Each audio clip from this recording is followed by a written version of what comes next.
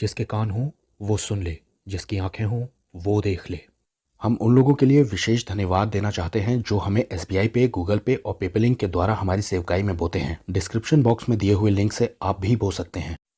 जब अब्राहम से मिलने वो तीन पुरुष आते हैं, उस वक्त अब्राहम हेब्रोन में रह रहा था। उन तीन लोगों में से दो तो स्वर्गदूत थे और एक प्रभु यीशु मसीह थे, यानी कि यहोवा का दूत जो खुद को यहोवा कहता है। अब्राहम उनकी सेवा करता है और दौड़ दौड़ कर खाना खिलाता है। याद रहे कि अब्राहम उस वक्त 99 साल का था। बाइबल की एक शिक्षा ये भी है कि आप हॉस्पिटैलिटी में पीछे ना रहें, क्योंकि ऐसा करके बीते समयों में लोगों ने स्वर्गदूतों की सेवा की है और ऐसा करना परमेश्वर को भाता भी है। स्ट्रेंजर्स की सेवा करने से आप परमेश्वर के प्लान को पूरा कर सकते हैं और अपने लिए आशीष को भी कमा सकते हैं। जेनेसिस 18:16 में लिखा है कि वो वहां से उठते हैं और सदोम की ओर चलने लगते हैं। अब्राहम भी उनके साथ चलने लगता है सी ऑफ करने के लिए। 22वीं आयत में वे पुरुष लिखा है, लेकिन ये दो एंजल्स हैं जो सदोम जाते हैं, लेकिन अब्राहम यहोवा के सामने खड़ा रहता है। मरमे हेब्रोन से सदोम की दूरी है लगभग 65 किलोमीटर। एक आदमी 65 किलोमीटर एक दिन में नहीं चल सकता, लेकिन वो एंजल्स थे, वो उसी शाम को वहां पहुंच जाते हैं।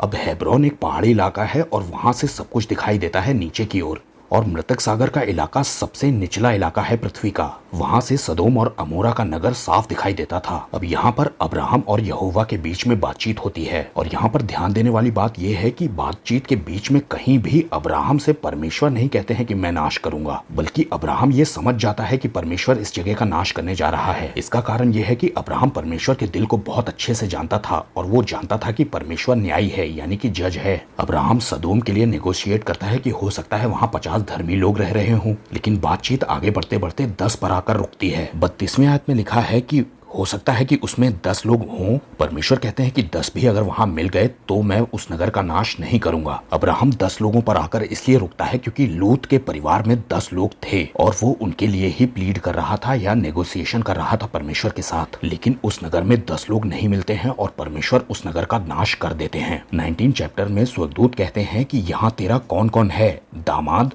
बेटे यानी कि सन्स, और बेटियां यानी कि डॉटर्स। ध्यान देने वाली बात है कि वो कह रहे हैं कि यहाँ तेरा कौन है, जो कोई हो उन्हें लेकर के बस यहाँ से निकल जाओ। 14वीं आयत में लिखा है कि लूत निकलकर अपने दमादों के यहाँ जाता है। अब कम से कम 2 तो होंगे ही जिसके साथ उनकी बेटियों की सगाई हो गई थी, और वो कहता है कि उठो यहाँ से निकल चलो क्योंकि यहोवा इस नगर को नाश कर देगा। लेकिन जो दामाद थे वो उसका मजाक उड़ाने लगते हैं। वो सोचते हैं कि ससुर जी मजाक के मूड में आए हैं, आज ससुर जी ठिठोली करने आए हैं हम दमादों से। हो सकता है कहा भी हो, काहे मजाक कर रहे हैं ससुर जी। अब गिनिए, लूत की पत्नी और लूत की 2 बेटियां जिन्होंने पुरुषों का मुंह नहीं देखा था और उनकी सगाई हो गई थी। लूत के दामादों के साथ जिन्हें वो मनाने गया था, यहाँ तक हो गए 6 लोग। और लूत के सन्स यानी कि 2 बेटे तो कम से कम होंगे जो कि आवारागर्दी कर रहे थे सदोम में, वो बच नहीं पाए। लेकिन तेरी जो बेटियां यहाँ हैं उनका मतलब ये है कि कुछ ऐसी बेटियां भी थी जिनकी शादी हो गई थी और वो लूत के यहाँ नहीं थी, वो कहीं और पर थी। इसीलिए तो लूत देर पर देर कर रहा था और मम्मी ने पलट कर देख लिया था और नमक का खंबा बन गई थी क्योंकि उसका दिल सदोम में ही लगा था। आखिर कुछ बच्चे जो वहां रह गए थे। इस घटना से एक बहुत बड़ा सबक मिलता है कि परमेश्वर के भय में अपने बच्चों को बड़ा करें, वरना संसार पर जब परमेश्वर का क्रोध उंडेला जा रहा होगा तो वो नाश होंगे, और जो अपनी एनर्जी उनके पीछे लगा रहे होंगे उनका भी नुकसान हो सकता है। सबको जय मसीह की।